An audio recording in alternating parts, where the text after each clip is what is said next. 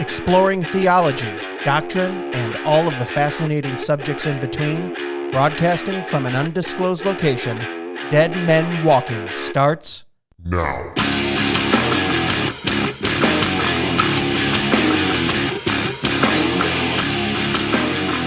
Well, hello, everyone. Welcome back to another episode of Dead Men Walking Podcast. Thanks for coming along on the ride. Thanks for sharing with a friend. Thanks for checking out DMWpodcast.com, where you can support the show. Check out our snarky merch. As always, we're brought to you by Jacob Supply, a great sponsor of the show. Quality building products at discounted prices. You got to go check them out, jacobsupply.com.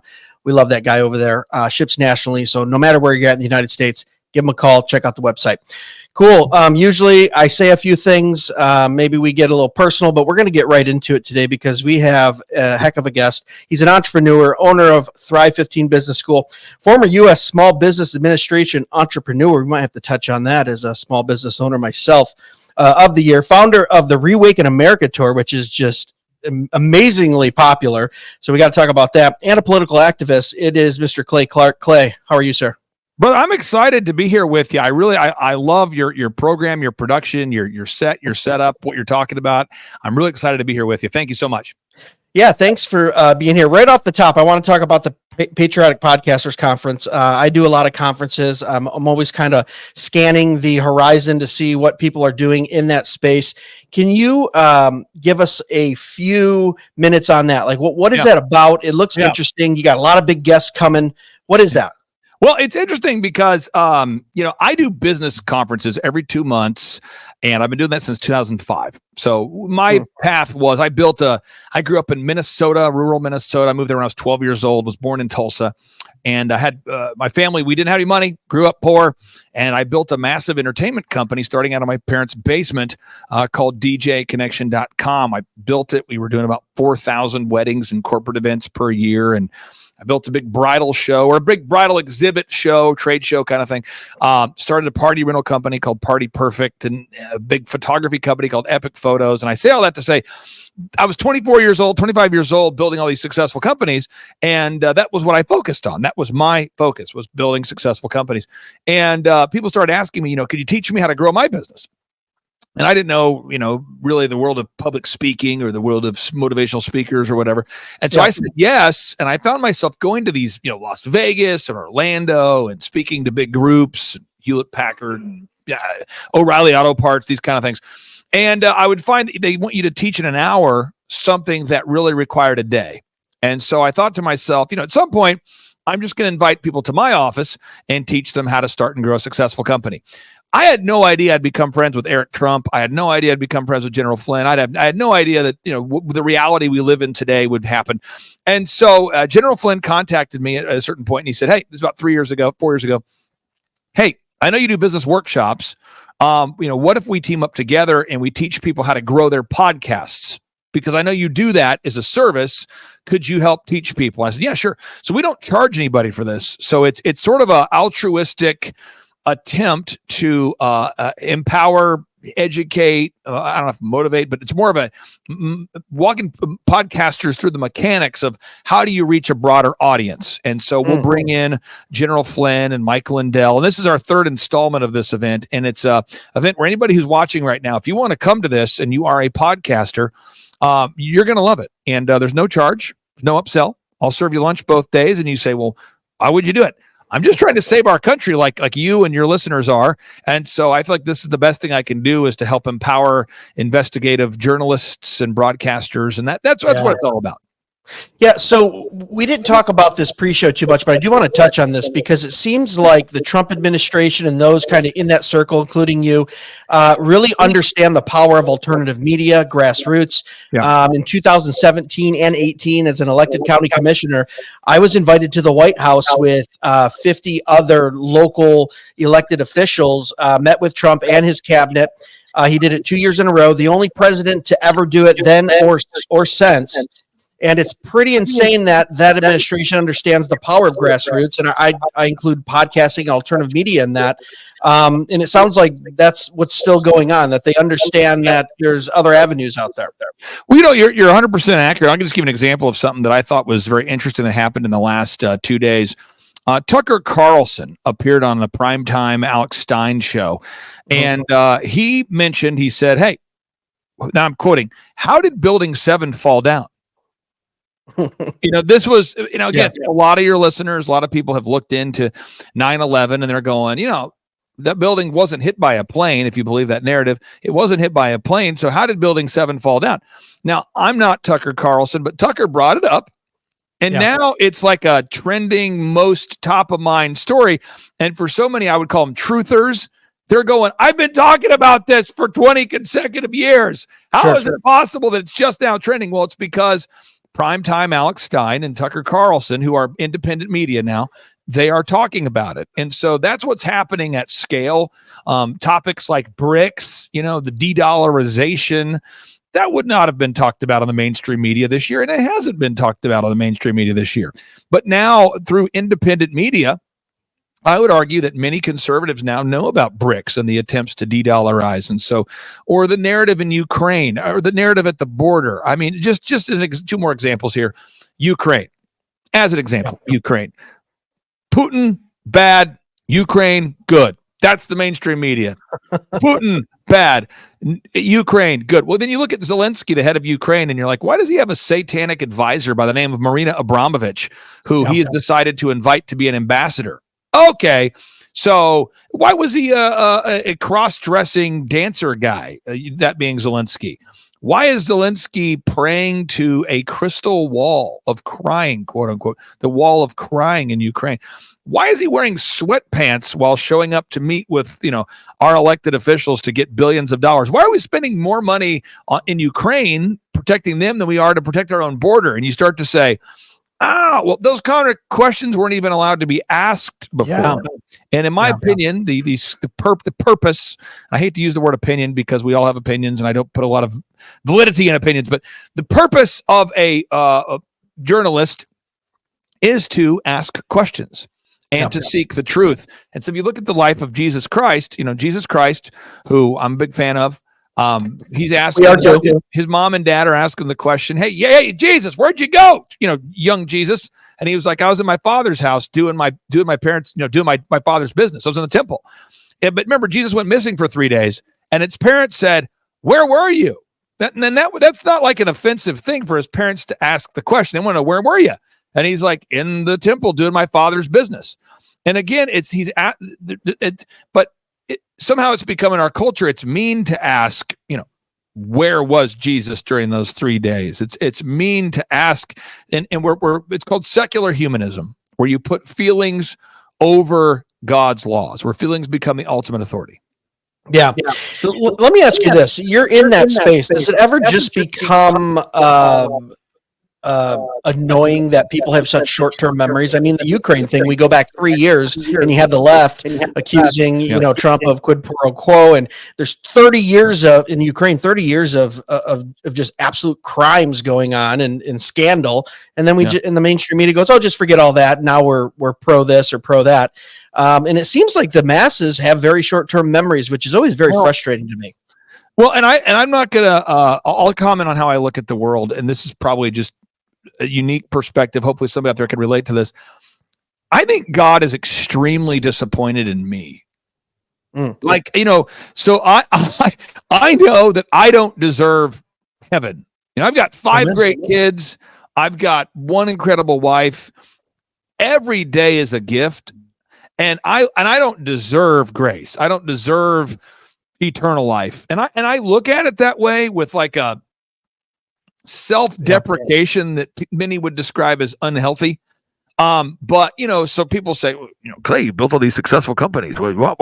Well, I look at it as a gift from God, and what we do with that day is a gift to God. So I'll work really hard because the Hebrew word for work is worship. And worship is work. And I think we're supposed to work as unto the Lord. And I think God patterns those things in Genesis and Exodus, this idea about working as unto the Lord, work 6 days, rest 7th. But at the end of the day, where does all the credit go to? Anybody who's self-aware, you give that credit to God. So we talk about being annoyed. I'm annoyed with myself. I'll just start right there. I'm annoyed with myself and the perpetual jackassery that fills my mind. What am I saying, the jackassery? I'm saying this perpetual desire I have within me to not be grateful, to not be self-aware, to not be self-deprecating. And I have to remind myself every morning, and I try to do it every single morning, and remind myself that I am nothing. If we were keeping score, it's Jesus, 1,000,000 points, Clay Clark, 0. So I just encourage everybody out there, have that mindset. Now, as far as the short-term memories, I was reading last night the book of Daniel. And Daniel, I mean, if you read that, it's pretty powerful. Daniel had a prophecy about the fourth kingdom where they mix the miry clay with the iron. Sounds a lot like transhumanism. But also, I mean, think about this. You got these 3 homeboys that Nebuchadnezzar wants to throw into the fire. And they say, hey, whether God saves us or not, we're not going to bow down to you. And I read that as early as this morning. So like 4 hours ago. And I still find myself at 9:38 Central on today going, man, the persecution we're getting as patriots is pretty tough. And I almost forgot what I learned this morning. Yeah, no, absolutely. Putting it in perspective. And we've talked about that verse quite often. It's one of my favorites. God will save us. God can save us. But even if he doesn't, so there's a trust and sovereignty there in who God is to protect his people, no matter how it turns out. So yeah, great pull of that verse. So talking about that as believers, what should we be looking at? What should we be learning? I know some Christians go, hey, look, man, I'm just going to stick my head in the sand, go to church. Yeah. I'm in my prayer closet. I don't need to engage. Christ is coming back one day. And then you have some more like me that are like, no, let's get active. Let's be locally elected officials. Let's hold conferences. Let's go engage in the marketplace. What should we be doing as Christians, in your opinion, and what should we be paying attention to? Should we be getting into a little bit of the conspiracy stuff, which I just call truth that hasn't come out yet? It seems like the last couple of years. What's your opinion on that? Well, I think if we're looking for our occupation as Christians, I think we open our Bible to Luke chapter 9, verse 5. That's kind of where we find our 9-to-5 job. Luke chapter 9, where Jesus tells his apostles, hey, I want you guys to go house to house, laying hands on the sick, casting out devils. Don't bring a bunch of stuff with you, but and if you get rejected, just shake the dust off of your sandals. Now, I'm paraphrasing. It's healthy for everyone just to read Luke chapter 9, verse 1 through 5. In fact, read the whole thing if you want, but I would just encourage you to read Luke because you're going to see that's our job as Christians. I would call that the Great Commission. That's what we're supposed to do. Now, as far as what I believe we're supposed to do right now, is and as it relates to right now, I think we open our Bible to 1 Thessalonians chapter 4. The Bible tells us not to be asleep as those who have no hope. We're not supposed to be asleep. We're supposed to be awake. We're supposed to help wake people up before that great and terrible day of the Lord. You can read about in the book of Joel. So that's 1 Thessalonians chapter 4. So what I'm doing right now, and I'm not saying I'm not the arbiter of what you should be doing, but what I'm doing is every day I ask God, how can I wake up the most number of people? So as an example, the Bible in Revelation chapter 16, verse 12 through 4, it's very clear that when the Euphrates River dries up, the false prophet will show up and the kings of the East, aka China and Russia, will team up. All right. So I look at it as, well, the Euphrates River is drying up. False prophet Yuval Noah Harari, he is showing up. This guy, he sold 45 million copies of his books in the past 2 years. He's praised by Obama, Zuckerberg, Gates. He's calling for rewriting the Bible using AI. He wants to put surveillance under your skin. He wants to ban the eating of meat. I mean, this guy wants to change the times and the laws. He really seems like he's applying to be the Antichrist prophet. I'm not sure what position he has, but it seems like he's applying for that position. And so what I try to do is go, hey, look, the Bible prophesied the beginning and the end. It tells us the beginning and the end. God's the Alpha and the Omega, the beginning and the end. History has to do with his story. So I believe that we as Christians are supposed to point out to people the profundity of the current events that we're living in, and we're living through the fulfillment of 27% of the Bible, which is prophetic. 73% of the Bible is historical. And our job is to point out, hey, this is what's happening. This is what the Bible says about it. And we, as it's starting with me and you, we need to be right with God because we want to be prepared for when he returns. And that's how I would look at it. And so, one of the best ways to wake people up is to get involved in local things. And so what I did, I told my wife, if they do a lockdown in Tulsa, Oklahoma, the center of the Bible Belt, if they try to lock down the city with the most churches per capita of anywhere else in America, I will sue the mayor of Tulsa and I will turn my building into a church, and I'll fly in a pastor if I have to every week because I'm not a pastor. That's what I'm going to do. And that's what I did. And then that became, it grew and grew, and every single Thursday, just consistently having our events. Then it grew from these weekly town halls into a ReAwaken America Tour event with General Flynn. And now 23 events later, now it's got this certain momentum where, we reach about 2 million people with every event we do. And now you're seeing folks like Roseanne and Jim Brewer and Kash Patel and Laura Trump and Bobby Kennedy Jr. I mean, so many of these people that are, we call them truth seekers, they're all starting to arrive upon the same conclusions. Yeah. And I look at it as though, if you start to pursue the truth, you'll eventually run into the Bible. So my job is to share the truth, put the lines in the water. You want to learn about medical fraud, election fraud, religious fraud, monetary fraud, mainstream media fraud. You want to learn about all that, celebrity fraud, Hollywood fraud. At the end of the day, you end up getting back to God. And so that's what I'm trying to do through the ReAwaken tours. And so June 7th and 8th, open invitation for you and your listeners.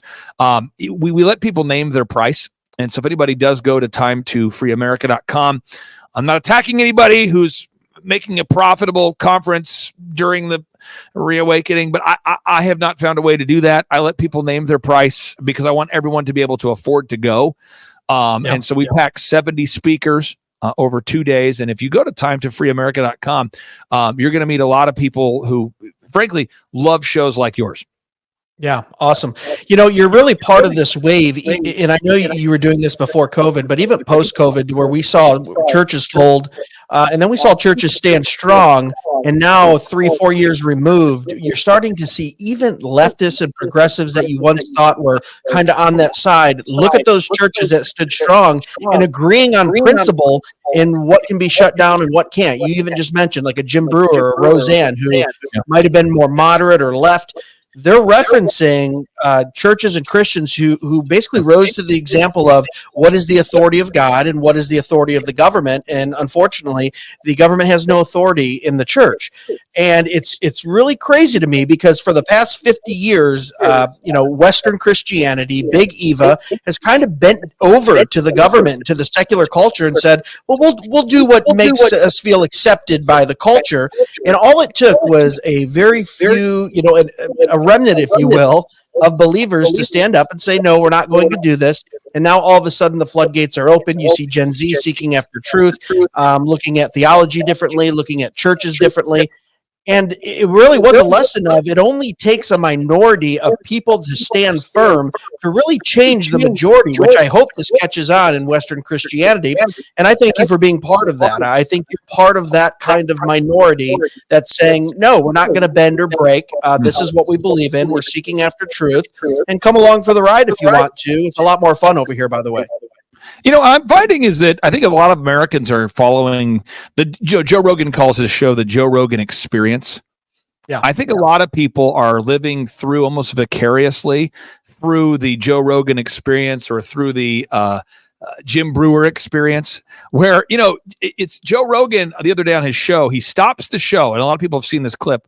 He stops the show. I know it's a live show where they're not editing, but he says, "Hey. We need to read the book of Revelation. Let's read chapter 13 and see what it says." Because he had a guest on his show who was pontificating about what he thought it said. And he's like, hey, let's pull that up. And he keeps doing that. The other day he was talking about Ezekiel on his show. He just keeps referencing the Bible. He's now talking about the Nephilim on his show, which were the fallen angels that mated with humans, which, by the way, folks, these disgusting creatures were filling the earth, and that's why Noah decided to do the flood. He's starting to look into the origin of words, so when you read in the Bible, before the flood, the earth was filled with perpetual violence and wickedness. And the Hebrew word for perpetual violence and wickedness is Hamas. And so, Joe Rogan's starting to see these conclusions where he's starting to go, hey, why are they wanting to put programmable currency out there called the central bank digital currency? And why does it involve the MIT quantum dot? By the way, look that up, folks. It's incredible. Just have an MIT quantum dot. It's a technology that stores your medical and financial records under your skin. And the only frame of reference that he can find that somehow allows him to put this idea in this box, it's almost like there's a grocery store and there's a fresh shipment of eggs, and Joe Rogan's working in the store going, where do the eggs go? And they go, over here in this area where it's refrigerated. He goes, okay. He walks over there and he's like, whoa, that's the book of Revelation.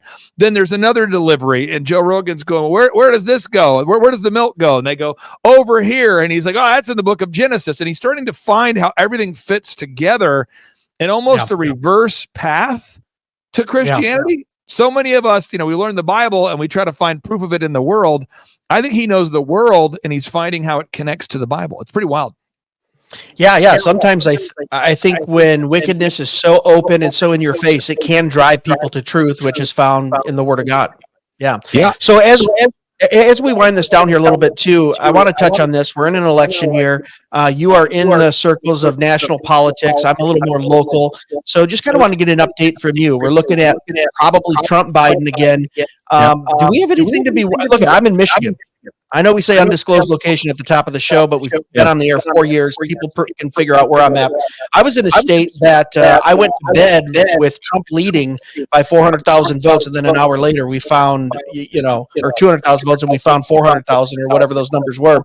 Also from a state that had a Secretary of State, a local clerk in prison 2 years earlier for forging over 5,000 votes. So election fraud does happen. For anyone who has that agenda says, hey, it's all on the up and up, we're all good, it never happens. It happened right here in my state 2 years prior.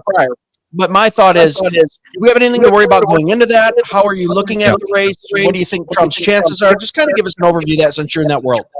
Well, if you start with Trump for a second, I disagree with him about Operation Warp Speed. I disagree about the idea of putting RNA modifying nanotech inside people. I think he was deceived. I do agree with him about the wall. I do agree with Trump about the economy. I do agree with Trump. I think Trump did more for the First Amendment than almost any president I could think of. He stood up for the church. He put 3 conservative Supreme Court justices in a position where they could overturn Roe versus Wade. I think he's been very pro-Christ, very pro-Israel. So he checks all those boxes. And I think right now you're seeing, if you go down to El Salvador and you look at their recent election where over 80% of the people voted for the freedom-loving anti-globalist president there for re-election. If you look at Argentina and you look at Malay and you look at the people of Argentina coming out in favor of a man who speaks openly against the Great Reset and the World Economic Forum. I think that's the sentiment of the people around the world. Freedom-loving people, turns out they love freedom. So that being said, I think if you look at the polling data, and just this is a kind of ridiculous story, but I was in Breckenridge on a ski lift. I love talking to ski lift people because I don't ski, but I go in those gondolas where you could theoretically ski from, but I don't because I'm afraid of heights. But I go up there and I kind of look at the view, and I'm on the gondola, and I talked to the guy next to me, and I said, hey, we're gondola friends. We'll probably not ever talk to each other again, so I just want to ask you, no judgment, who are you voting for? And the guy says, he says, this is what he says. He says, I got to be honest, I don't do politics, but it's not that I like what he says all the time, but I'm going to have to vote for Trump. I wasn't a Trump guy. I was more of a, but it just can't get worse. I'm going to go with Trump. So I go to the guy next to him and they're friends. And I go, what about you? He goes, oh, Trump all the way. I mean, it couldn't be worse. Then there's a guy on this gondola from Argentina. And he says, you need to vote for Trump. That's Trump. You don't understand hyperinflation. And he starts talking about hyperinflation in Argentina. And, so then I go to this local restaurant. You get to the top of I think it's like Peak 9 or something. I go to the little restaurant there. I ask the waitress, who are you voting for? Blue hair, purple hair, the whole thing. Trump. Really? Yeah. I hate to say it, but it's like, it's the economy's getting so rough. And even though I don't agree with a lot of what he says, because people in America that don't believe in God, they do believe in their wallet. And so I think most Americans who are completely secularized are going, well, we probably should go with Trump. There's a certain pendulum swing there. So I see that happening. I also see that the nefarious, godless globalists who've been planning the Great Reset since at least 1971. In 1971, America moved off the gold standard per the recommendation of Henry Kissinger. In 1971, the World Economic Forum was founded per the recommendation of Henry Kissinger. And in 1971, this is crazy, America began exporting jobs to China per the recommendation of Henry Kissinger. In 1971, America began sacrificing babies to Baal. That's the idea of abortion. In 1971, the book Rules for Radicals got released. So there's all this stuff that indicates that 1971 was a big kickoff party for these Luciferians. And I know that King Charles started a 7-year countdown clock to Agenda 2030. So they're not going to just stop. So I personally think the insanity or the jackassery will increase, much like you saw in Michigan, where you had Governor Whitmer, who actually her husband went to rent a boat. Yeah, he went to rent a boat. I know in Michigan people say it's a boat. It's about not. I'm not saying a boat but he actually went to rent. He rented a boat during the peak of the lockdown, and then tried to play it off like he was joking around. Then you had your governor banning paint, and people in Michigan are going, paint, tomato seeds, tomato seeds, plants, paint, and she was doing all this to make life a living hell for the Michiganders, so that the great people in Michigan would want to just take the shot. That's what she was trying to do. She's trying to make it so painful to not take the shot that people would clamor for the shot. So I think that's going to be the same kind of mentality here. And I think that this disease X that was spoken about at the World Economic Forum, where they brought out a witch doctor to symbolically kick off one of their days at the World Economic Forum, I believe they're going to do an even crazier, more satanically inspired push to somehow stop us from having a fair election.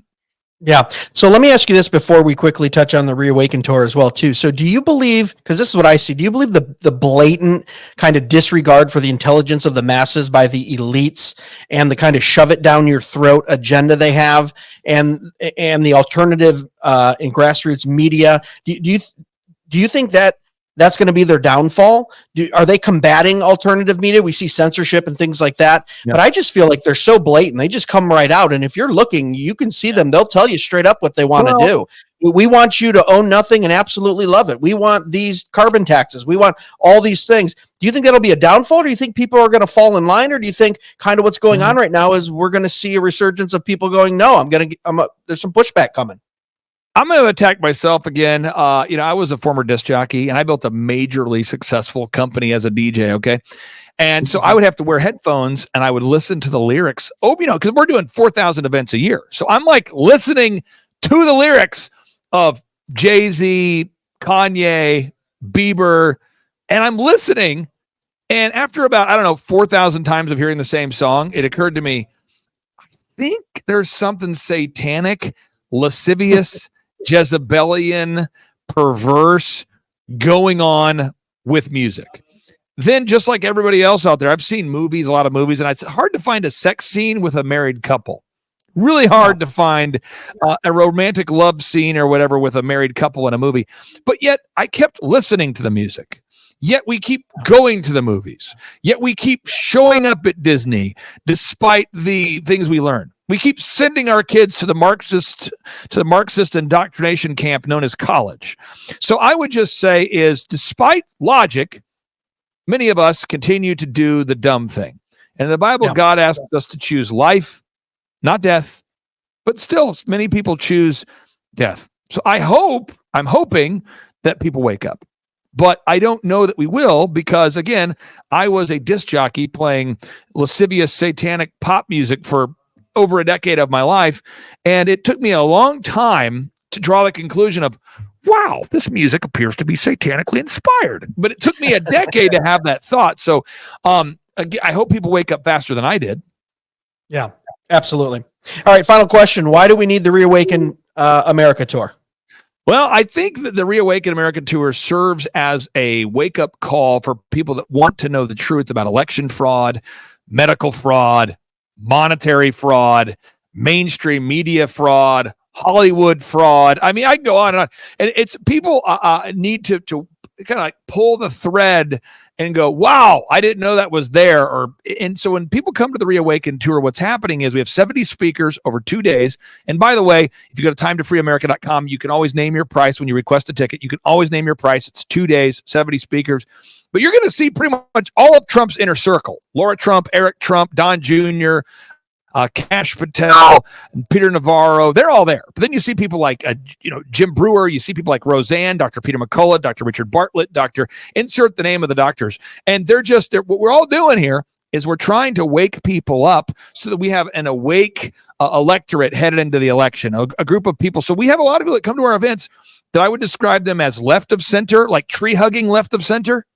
I find there's a lot of independents. There's a lot of libertarians, which is what I would identify as. A lot of that ilk shows up at our events, and they all come to the same conclusion of, wow, Trump really isn't the candidate of the Republican Party as much as he's the candidate of common sense.